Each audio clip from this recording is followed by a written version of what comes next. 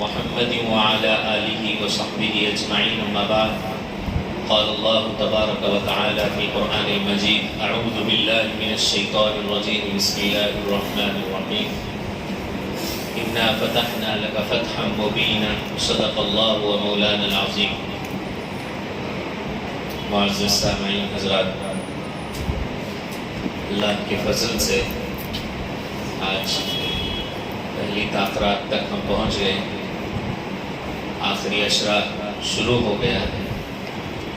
اللہ تعالیٰ اسی طرح اس عشرے کو بھی عبادت کے ساتھ گزار دے. یہ بات ہم اچھی طرح جانتے ہیں کہ اگر ہماری آج کی عبادت قبول ہوتی ہے تو کل بھی ہمیں توفیق ملتی ہے، کل کی عبادت قبول ہوتی ہے تو پرسوں بھی ہمیں توفیق ملتی ہے. اسے سمجھانے کے لیے کہا جاتا ہے کہ اگر ہمارے گھر کوئی مہمان آیا اور بہت اچھے سے ان کا وقت گزرا تو جاتے وقت پھر دوبارہ وہ کب آئیں گے اس کی خواہش ہوتی ہے، ان سے پوچھتے ہیں پھر کب آئیں گے، دوبارہ آئیے. اگر ان کے ساتھ برتاؤ اچھا نہ رہا کہ بچوں نے کچھ حرکت کر دی، کچھ توڑ پھوڑ کر دیا یا کوئی رنجش ہو گئی تو یہ سب باتیں نہیں ہوتی. تو سمجھانے کے لیے بتایا جاتا ہے اللہ تعالیٰ ہماری یہ آج کی عبادت قبول فرماتے ہیں تو اپنے گھر میں اور آنے کی مزید توفیق عطا فرماتے ہیں. تو اتنے دنوں تک الحمدللہ پابندی کے ساتھ آپ حضرات نے، ہم سب نے جو تراویح پڑھی، عبادتیں کی، اس کا مطلب اللہ کو ہماری وہ عبادتیں پسند آئی جس کی وجہ سے اللہ نے ہمیں اور مزید عبادت کی اور اپنے گھر میں آنے کی توفیق عطا فرمائی ہے. یہ بڑا اللہ کا فضل ہے. سب کو اللہ تعالیٰ اپنے گھر میں اتنے وقت کے لیے نہیں بلاتے ہیں. جس کو بلاتے ہیں وہ خوش نصیب ہیں، کیونکہ یہ خالق کائنات کا دربار ہے. یہاں پر ہر ایک کو اجازت نہیں ہوتی ہے. تو اللہ جس کو چاہتے ہیں، اللہ کا جس پر فضل کرم ہوتا ہے، اسی کو اپنے گھر میں بلاتے ہیں. ہم سب جو یہاں بیٹھے ہوئے ہیں خوش نصیب ہیں کہ اللہ نے ہم کو اپنے گھر میں بلایا. بہرحال جو آیت کریمہ آج کی تراویح میں آئی ہیں، کئی آیتیں، کئی مطالب اس میں گزرے ہیں. ایک سورۃ الفتح نام کی آئی تھی، اس کی آیت میں نے آپ کے سامنے پڑھی. اس میں اللہ تعالیٰ نے مسلمانوں کو بہت پہلے ہی ایک خوشخبری دے دی کہ ان قریب تمہیں کامیابی ملنے والی ہے، فتح ملنے والی ہے. اس کے بارے میں لکھا جاتا ہے کہ سن 6 ہجری جب اللہ کے نبی صلی اللہ علیہ وسلم مکہ چھوڑ کر مدینہ آئے تھے، تو آپ جانتے ہیں کہ مکہ کی زندگی بہت تکلیفوں والی تھی، پریشانی والی، دکھ والی. کبھی کوئی کچرا پھینکتا، کبھی کوئی کانٹے بچھاتا، کبھی کوئی گالیاں دیتا آپ صلی اللہ علیہ وسلم. بہت ساری تکلیفیں دی جاتی تھی. اللہ کے حکم سے جب مدینہ تشریف لے آئے تو مدینے میں بالکل اپوزٹ ماحول تھا. لوگ تو آپ کے لیے جان دینے کے لیے حاضر ہو جاتے تھے. وہاں کانٹے بچھائے جاتے تھے، یہاں پھول بچھائے جاتے تھے. آپ صلی اللہ علیہ وسلم پر وہاں کچرا پھینکا جاتا تھا مکہ میں کفار کی طرف سے. یہاں پر مدینے میں آپ کے جانثار صحابہ اتنے زیادہ آپ صلی اللہ علیہ وسلم سے محبت کرتے تھے کہ روایتوں میں آتا اگر آپ کسی وقت تھوک بھی دیں تو اس تھوک کو بھی مبارک سمجھ کر اپنے بدن کو لگا لیں. اتنی زیادہ آپ صلی اللہ علیہ وسلم کی عزت مدینے میں ہوتی تھی. بہت عجیب ماحول تھا سکون کا. تو سمجھانے کے لیے کہا جاتا ہے جب مکی زندگی آتی ہے، پریشانیوں والی زندگی آتی ہے، تو مسلمانوں کو، مومنین کو گھبرانے کی ضرورت نہیں ہے. اللہ کے احکامات پر جمے رہنا ہے جیسے آپ صلی اللہ علیہ وسلم جمے رہے. اور آپ کو معلوم ہوگا، سیرت کا مطالعہ کرنے سے معلوم ہوتا ہے کہ ایسے سخت مرحلے مسلمانوں پر آئے کہ آپ صلی اللہ علیہ وسلم کی نگاہوں کے سامنے نئے صحابہ پر ایسا ظلم کیا جاتا تھا. آپ کے آنکھوں سے آنسو آ جاتے تھے لیکن آپ زبان سے کچھ نہیں بولتے تھے. دوسرے صحابہ بھی جب دیکھتے تو وہ بھی پوچھتے اللہ کے رسول اگر آپ اجازت دیں تو ہم اس کا سر قلم کر دیں. لیکن آپ صلی اللہ علیہ وسلم کہتے کفو ایدیکم، اپنے ہاتھوں کو باندھ کر رکھو، ابھی اللہ کی طرف سے کوئی حکم نہیں آیا. تو اسی طرح کئی سال گزر گئے. تو جب بھی مسلمانوں پر ایسے حالات آتے ہیں تو آج کل لوگ جوش میں آ کر یہ بولتے ہیں کیا حضرت کیا بھی بول رہی کچھ نہیں، ہم نہ بولے تو ہمیں تب جا کے تب کر دی، کیا بھی بول رہی بھی نہیں، کیا بھی نہیں، ایسے حالت ہوگی. ہم برے حالت کہاں دیکھو ہمارے اتنے مار ڈال رہی، کیا کہ کچھ ہو جا رہا ہے. یہ مولوی صاحبہ اجازت دے رہی تھی، یہ تو ہمیں جا کے ادب کرتی. تو ہر چیز کا ایک وقت ہوتا ہے. اس کے لیے اللہ کے نبی صلی اللہ علیہ وسلم کی زندگی میں وہ ساری چیزیں موجود ہیں کہ کب کس وقت میں کیا کیا جانا چاہیے. آپ جوش میں آ کے کچھ کر دیں گے، اس کا خمیازہ پوری امت مسلمہ کو بھگتنا پڑے گا. آپ کے سامنے ڈی جے ہلی وغیرہ، اور وہ چاہتے بھی یہی ہیں کہ آپ کو اکسایا جائے. پھر آپ نے 2 آدمی کریں گے تو 200 آدمی آپ کو اندر ڈال دیں گے وغیرہ وغیرہ، اس طرح کے حالات آتے ہیں. تو جب جس کنڈیشن میں امت ہوتی ہے اسی کے مطابق ان پر احکامات دیے جاتے ہیں. تو بہرحال جب آپ صلی اللہ علیہ وسلم سن 6 ہجری میں مدینہ پہنچنے کے 6 سال کے بعد جب مکہ عمرہ کی نیت سے جانے کا ارادہ فرمایا، صحابہ کے ساتھ جا رہے تھے، تو ان لوگوں نے کہا کہ ہم آپ کو مکے میں آنے نہیں دیں گے، مکہ میں آپ نہیں آ سکتے، آپ چلے گئے تو چلے گئے، اب مکے میں ہم آپ کو نہیں جمائیں گے. پیغام بھیجا گیا کہ ہم صرف عمرہ کرنے جا رہے ہیں، بقیہ ہماری لڑائی کا کوئی ارادہ نہیں ہے. پھر بھی ان کو انٹری نہیں دی گئی. تو پھر آپ صلی اللہ علیہ وسلم کے صحابہ نے جب اس طرح کی اجازتیں مانگی تو اللہ تعالیٰ نے یہ آیت نازل فرمائی، اِنَّا فَتَحْنَا لَكَ فَتْحًا مُبِينًا، ان قریب ہم آپ کو ایک بڑی فتح دینے والے ہیں. تو دیکھنے میں تو ایک تو قرآن کے حروف پر ایمان لانا تھا کہ جیسے آپ صلی اللہ علیہ وسلم ایک ایک آیت پڑھتے تھے، تو بہت سارے لوگ وہ بھی تھے جو ایمان نہیں لاتے تھے، جو کفار تھے. ان کو بھی یہ پیغام دیا گیا کہ اللہ آج جس بات کا وعدہ کر رہے ہیں ان قریب وہ ہو کر رہے گا. سن 8 ہجری میں 2 سال کے بعد ہی فتح مکہ ہوا، مکے کو فتح کیا گیا. جو لوگ آپ صلی اللہ علیہ وسلم کے ساتھ ظلم کیا کرتے تھے، جو آپ کو عبادتوں سے روکا کرتے تھے، صحابہ پر ظلم کیا کرتے تھے، وہ لوگ سب ڈر رہے تھے کہ جب آپ صلی اللہ علیہ وسلم تقریباً 10,000 کا لشکر لے کر 2 سال کے بعد داخل ہونے والے تھے، اس وقت انہوں نے اپنے آپ کو سرنڈر کر دیا. ان کو معلوم ہو گیا کہ اب ہم لڑ نہیں سکتے، جیت نہیں سکتے. تو مکہ کا فتح ہو گیا. وہ ساری چابیاں، جو ساری چیزیں تھی مکہ کی، آپ صلی اللہ علیہ وسلم کے حوالے کر دیا گیا. اور وہ ڈر رہے تھے کہ آپ صلی اللہ علیہ وسلم بدلہ لے کے، کیونکہ ان کو انہی کی پیدائش کے مقام سے ان کو بھیج دیا تھا، وہاں سے ان کو ہجرت کرنا پڑا تھا. ان کے ساتھ کیا کیا ظلم و ستم نہیں ہوئے.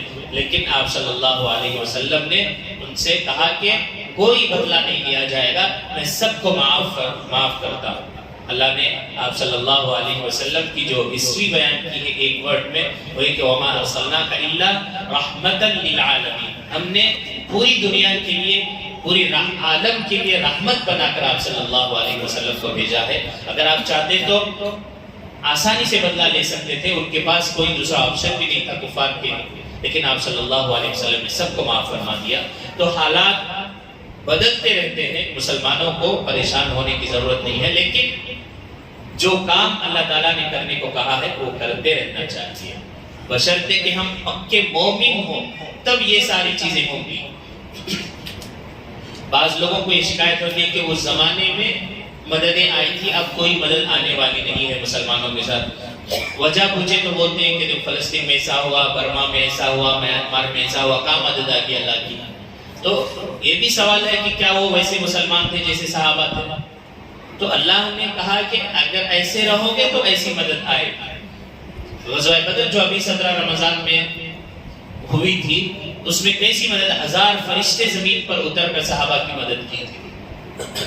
اور محققین نے، ہسٹری لکھنے والوں نے لکھا ہے کہ ایسا کئی زمانوں میں اللہ کی مدد اتری ہے، اور جو ناممکن تھا مسلمانوں سے اللہ تعالیٰ نے وہ ممکن کر کے دکھایا ہے. لیکن جن لوگوں کے ساتھ اللہ کی مدد اتری ہے وہ بالکل سچے پکے مسلمان تھے، اور اللہ کے علاوہ وہ کسی سے نہیں ڈرتے تھے.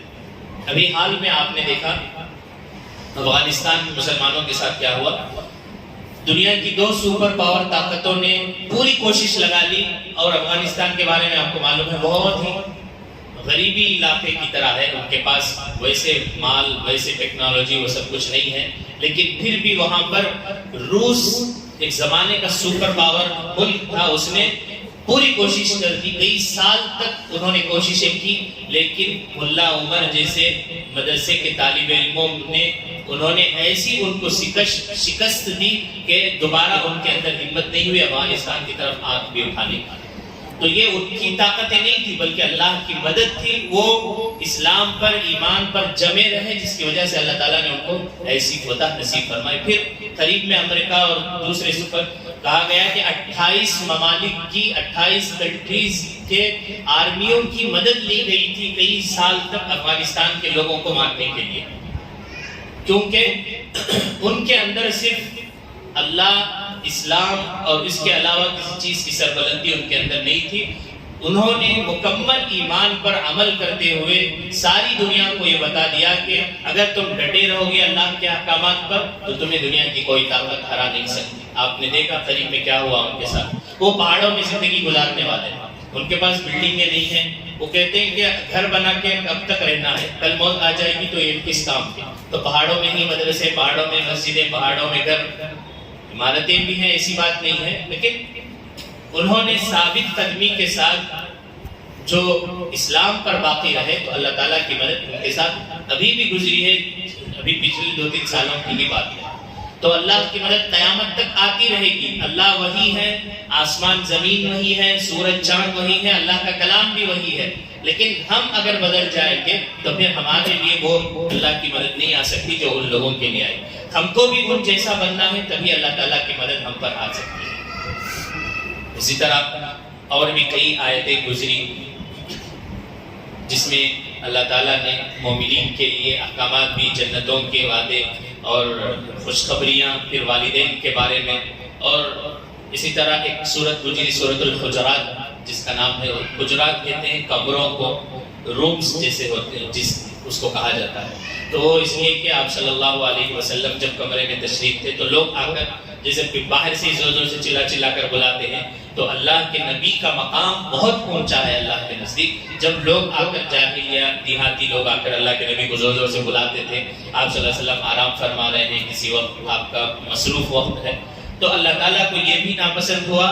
تو اللہ تعالیٰ نے یہ آیت نازل فرمائی کہ باہر سے اس طرح کھڑے ہو کر نبی کو نہیں پکارا جاتا ہے، بلکہ نبی کے سامنے لا ترفعوا اصواتکم فوق صوت النبی کی، اللہ کے نبی کے سامنے آواز کو اپنی دھیمی رکھنا ہے، آرام سے بات کرنا. پھر اس صورت میں معاشرے کی کئی باتوں کو سمجھایا گیا ہے.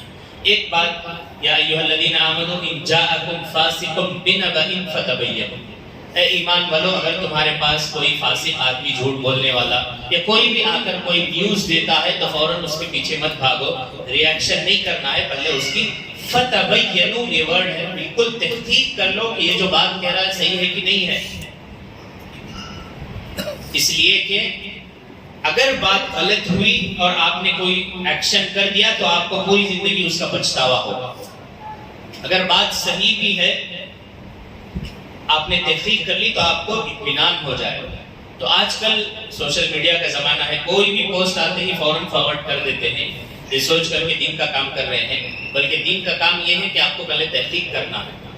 بہت ساری قرآن کی آیتوں کو آگے پیچھے کا کٹ کر کر اس کا ٹرانسلیشن کر کے سوشل میڈیا پر بھیجا جاتا ہے.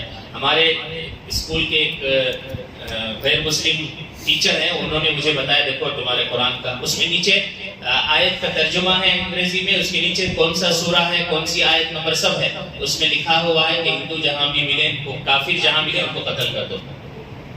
اس کے آگے پیچھے کی باتوں کو کٹ کر کر بھیجا جاتا ہے. اور ہم بھی قرآن کی آیت دیکھ کر فارورڈ کر دیے، پتہ نہیں کیا ہے اس میں، کچھ نہیں.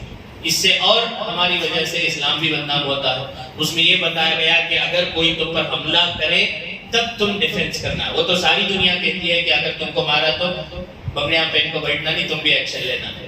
لیکن اس کو ایسے پیش کیا جاتا ہے کہ بالکل قرآن دیکھو کیسی تعلیم دیتا ہے. اسی طرح ایک ہمارے سنی بھائی بتا رہے تھے کہ قرآن میں لکھو ہے نماز کے قریب بھی مت جاؤ. وہ لوگ قرآن کا حوالہ بھی دے، وَلَا تَقْرَبُوا الصَّلَاةَ، نماز کے قریب بھی مت جاؤ. وہ کب نہیں جانا، کہیں کو نہیں جانا، وہ سب چھوڑ دو، ادھر ادھر. تو اس سے کیا ہوتا ہے، اسلام کا اور نقصان ہوتا ہے. ہم غلط چیزوں کو پھیلانے والے ہوتے ہیں. ہماری ایک کے فارورڈ کرنے کی وجہ سے کئی سارے مسائل پیدا ہوتے ہیں. یہ تو قرآن کی بات ہے. احادیث میں بھی ایسے ہی ہوتا ہے. فیملی کی باتوں کو بھی کسی کی بات کسی نے چھپ کر ریکارڈ کر لی، اس کس کانٹیکسٹ میں بات ہو رہی ہے، کیا وہاں بات چل رہی تھی، وہ سب چھوڑ کر تھوڑی انہوں ایسا بولے بس اسے فارورڈ کر ڈالے. کئی کو بولے کیوں بولے، کیا باتیں ہو رہی تھی، وہ سب چھوڑ دیتے. اس سے بہت ساری پریشانیاں خرابیاں ہو جاتی ہیں. خاص کر آج کے زمانے میں لوگوں کے اندر دین کی اتنی کمی ہے. وہ ان سب چیزوں کو ثواب سمجھ کر, ہم لوگ جب بچپن میں تھے تو پرچے پڑھتے تھے کہ کسی نے حضور صلی اللہ علیہ وسلم کو مکے میں خواب میں دیکھا, نبی نے ایسے کہا, یہ پرچہ 500 لوگوں کو بانٹیں گے تو اس کو اچھی خبر ملی, اس کو 1 لاکھ کی لاٹری لگی, ایسی باتیں. لیکن ابھی وہ سیم ویسا ہی آڈیو میسج آ رہا ہے.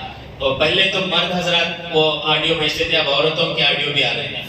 مدینے میں ایسا ہوا, کسی نے خواب میں دیکھا. اگر آپ نہیں بھیجیں گے تو آپ کے گھر میں کوئی پریشانی آ جائے گی, اگر بھیجیں گے تو آپ کو لیٹری ملے گی.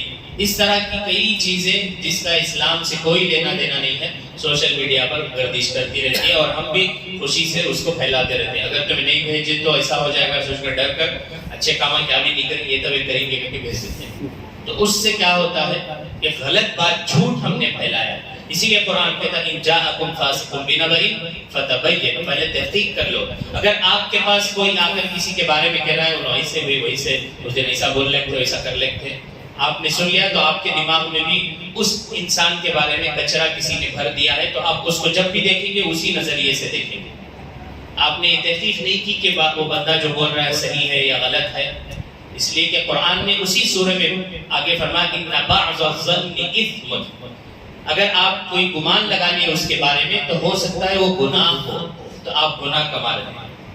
تو حضرت شیخ سعدی رحمۃ اللہ علیہ نے غالباً لکھا ہے کہ اگر کوئی آدمی آپ کو کسی دوسرے کے بارے میں بول رہا ہے تو بہت زیادہ امکان ہے کہ وہی آدمی آپ کے بارے میں بھی دوسرے کو بولے گا. اس لیے اگر کوئی آ کر غیبت کر رہا آپ کے سامنے کسی کے بارے میں, تو اس کو اگر آپ بول سکتے ہیں تو بول دیں کہ بھائی میرے سامنے کسی کے بارے میں غلط مت بولو, یا پھر آپ ایسا بہیو کریں کہ بات چینج کر دیں کہ وہ اس بات کو سمجھ لے کہ آپ سننے میں انٹرسٹڈ نہیں ہیں. اس سے آپ غیبت کے گناہ سے بھی بچ جائیں گے, اور کسی کے بارے میں غلط بات بھی آپ کے دماغ میں نہیں رہے گی. ایک صحابی کے بارے میں آتا ہے کہ ان کا ایک خاص عمل یہ تھا کہ وہ رات میں سونے سے پہلے سب کو معاف کر کے کسی کے بارے میں اپنے دماغ میں, دل میں برائی نہیں رکھتے تھے. تو اللہ کے نبی صلی اللہ علیہ وسلم نے فرمایا یہ عمل اس انسان کا ایسا ہے کہ اللہ کو بہت پسند ہے, اللہ تعالیٰ صرف اس عمل کے بدلے بھی ہو سکتا ہے اس کو جنت دے دیں. تو اس طرح ہمیں یہ چاہیے کہ کسی کے بھی بارے میں فوراً کوئی گمان کر لینا. اگر کوئی کہیں کھڑا ہوا ہے تو اس کو دیکھ کر ہمارے دماغ سے کیلکولیشن ایسا رہے گا ویسا رہے گا, افیش کون کی گئے اس سے بات کرے وغیرہ وغیرہ, اس طرح کی جتنی بھی کھچڑی پکتی ہے یہ سب گناہ ہو سکتا ہے. اس لیے قرآن نے کہا ان بعض الظن اثم, ایسے سب معاملوں میں نہیں پڑھنا چاہیے. ہو سکتا ہے اور مسلمان سے حسن ظن رکھنا چاہیے, اچھا گمان رکھنا چاہیے.